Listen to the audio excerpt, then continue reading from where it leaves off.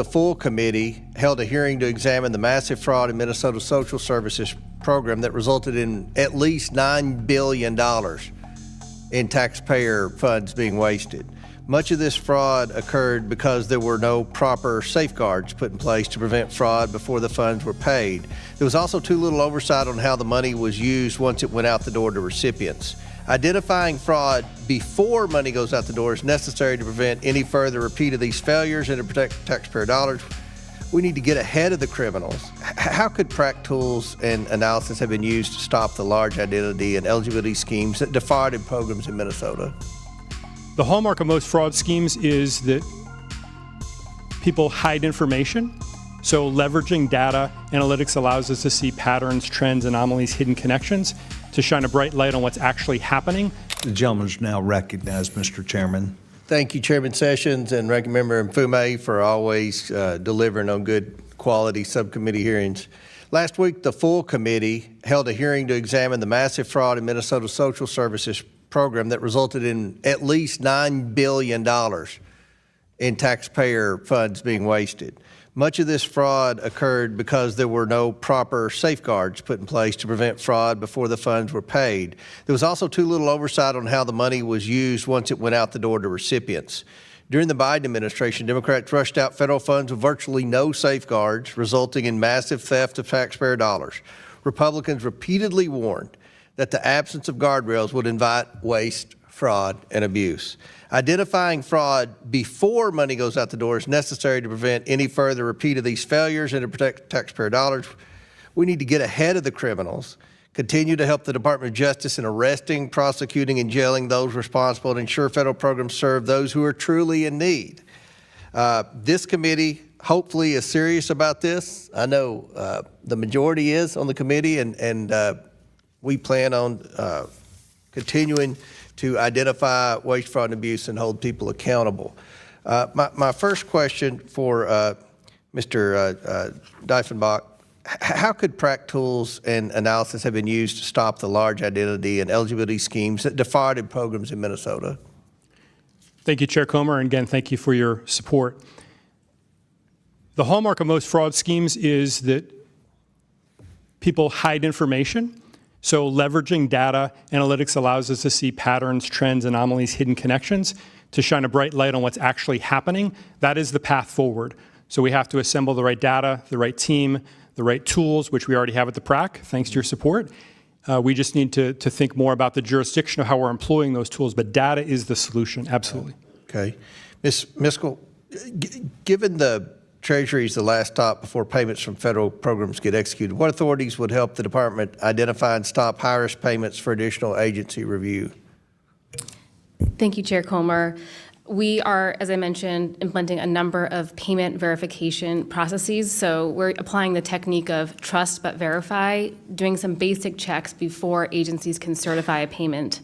One of the pieces that we are missing is the ability to ping authoritative federal databases to confirm a payee ID, such as a tax identification number or a social security number. Okay. So we already received the data, we just can't verify it. So there are a number of databases that would help. Well, how does Treasury partner with states to prevent fraud in state-administered federal benefits programs? Are there ways that Treasury could increase or enhance their assistance? And I'm sure Minnesota wants no assistance based on what I've determined thus far in our investigation. But how do you partner with states that want to work to prevent fraud? Thank you, Chair Comer. Do Not Pay, thanks to the Payment Integrity Improvement Act of 2019, authorizes Treasury to provide do not pay services to states that administer federal funds. However, it has been underutilized. We think that it can be part of a multi-layered approach. So things like do not pay before a state issues payments to subrecipients would be very useful. We can also work to address some of their common challenges by adding additional data. Okay. We know this works. And last question for Mr. Thomas. How can AI and machine learning be used to detect and prevent large-scale fraud schemes? What type of anomalies do these tools flag for investigators to follow up on? So machine learning, I mean, all data science algorithms, inclusive of machine learning and AI, are going to produce indicators of fraud. It's critically important, and each of the programs we talked about today does this, has a fraud investigator, an analyst who's an expert in the tools, techniques, and technologies that fraudsters use that to look at the data coming out. So the types of things you're looking for are just as what were mentioned earlier, patterns of behavior that don't fit the expected patterns of behavior of someone who's using the money for the intended purpose or for the intended program design. We talk about at GAO, and we publish this, and we support the federal government and the states and local governments in using our fraud risk framework, which is designed to help them develop these indicators for a fraud risk management plan, which would then feed into algorithms, machine learning, AI, other data science methods, all acceptable, that could then be used to track and monitor potential fraud while the program's in execution. That's the purpose of it, is you design the tool to find the behaviors that you want to get rid of. Very good. Well, we look forward to working with you all as we proceed with this fraud investigation that is starting in Minnesota, and I have a pretty good feeling that it's going to expand to several more states. So with that, Mr. Chairman, I yield back. Thank you very much. The gentleman yields back his time. Mr. Mfume, you're recognized. Thank you very much, Mr. Chairman. Mr. Thomas, I want to start with you because I just find some of what you said to be absolutely fascinating, almost unbelievable. And the main thing is the inability, and maybe Ms. Kiskell, you can touch on this also, to be able to get tax IDs, Social Security numbers, or other identifying information that we've got in a number of different silos that you can't seem to get access to. I mean, the chairman and I both think that there's a way to break through this. We just need to know where the log jams are. Could you talk to that for a minute? Yeah, so the data silos are a problem. I appreciate that. I've talked about it, you talked about it, it's very clearly identified. An example of the Social Security Administration with the death file is that they feel like the Privacy Act is making it difficult for them to share that with everybody. Now, privacy is an important concept, particularly in the age of AI, but there's opportunities that the Congress could look into of modifying potentially the Privacy Act or putting in exceptions that allow the data to be shared specifically for the purpose of fraud investigations. That seems to be a fairly important component of some of the silos. Some of the other silos you've seen in our studies at GAO also have to do with incompatible or old networks, modernizing the IT infrastructure of some agencies so that the data can be accessible to tools like Do Not Pay, as well as some of the analytic tools that the PRAC uses. Keep in mind that there are opportunities to improve the data and make it more available, but the technology is old and does not have the ability to share information back and forth through APIs or other methods that makes it very difficult. So those are some of the things we've talked about and made recommendations about. And what was the dollar amount saved as a result of the Social Security model? Was it $4 billion? I think it was like 4.7. Yeah, it's. There's tremendous opportunity there to use this data together.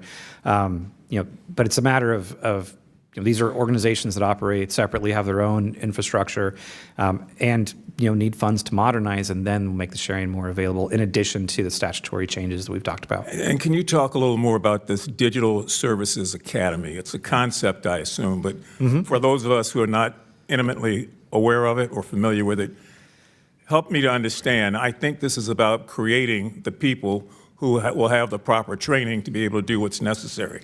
Yeah, so you can think of, I like the chairman's idea of storytelling, and kind of what does the ideal AI-enabled analyst look like? Well, it's somebody who's trained both in anti-fraud skills and investigations, but also knows a lot about data science, computer science, as well as artificial intelligence. And so in order to train those people, we need to set up an opportunity for them to get the training and leverage their already interest in being a public servant. So Digital Services Academy could provide that. Think about upskilling analysts that already have the interest, the passion to work in this anti-fraud domain, but also just want some additional analytics, data science, and AI skills. That's the concept behind it. Help people develop this this training. One of the challenges of this field, though, that we see in other technology fields is that there's quite a bit of competition with private sector. They're obviously very interested in people with these skills as well for different purposes often, but that's a challenge for hiring people in the federal government. You talked about while we get to where we want to go, that while we are where we are, that there's certain behaviors that sort of go outside of the norm that should call the attention to potential fraud that's occurring. I just need you to take a few moments to talk about what those behaviors are and why people who are administrating programs don't understand that. It's probably a better question for my colleagues, if that's okay. Ken, go right ahead. Happy to take that.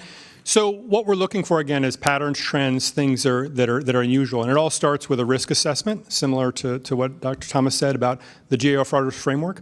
When we talk about fraud, that's a broad term. So what specific concerns you have? Eligibility, identity verification, their financials, their claims. And once we nail down what exactly we're most concerned about, we can determine what is expected, what's normal, what pattern, and then we can automatically, and machine learning can do this much better than a human being, can say that the frequency of claims, the frequency of applications is abnormal. That's 3 times what we would expect on a Saturday night. The frequency of claims from this geographic region, from this zip code, from this IP address is not anything we would ever expect. And again, a lot of this is based on statistics and data modeling. So it's not a human being sitting there saying, this looks unusual. It is literally a machine who pops it up and says, this is 5 times what is expected. And again, once you start with the risks and then use the model, we can be much more efficient in addressing this issue. My time is up. Mr. Chairman, if you would allow me one other question here. Are agency heads being told this? I mean, is there any training? If I'm the secretary of this or the administrator of that, I know I'm responsible for all this money, and if there's fraud, waste, and abuse, I'm going to have to account for it. But do they know what to look for in terms of abnormal behaviors, whether it's zip code or anything else that you mentioned? Sure. I can't speak to the entire federal government, but I can tell you I spent the last 29 years as a fraud investigator, mainly in grant fraud and public corruption. And there are agency officials at all levels that are intimately interested and aggressive about wanting to know from OIGs. Every single OIG does an outreach program where they teach those willing to listen that these are the red flags, these are the concerns. But the biggest single challenge, sir, is that this is an agency responsibility. And so they have to have commitment from the top to the bottom, tone to the top, to address the risks, identify the risks, address the risks, and seek out that. And we do see that in some places in the government, but it's not across the board. So a mandatory requirement would help us get to where we want to be. Yeah, and if I can just add, because at GAO we do look across the government, and you're absolutely right, the mandatory requirement that we have recommended, and we recommend to all agencies, is they build an analytics-based fraud risk analysis team so they do the work that my colleagues are talking about. And we make these recommendations, we track these recommendations to make sure that where they do respond to us, they implement them. Thank you. Mr. Chairman, I yield back.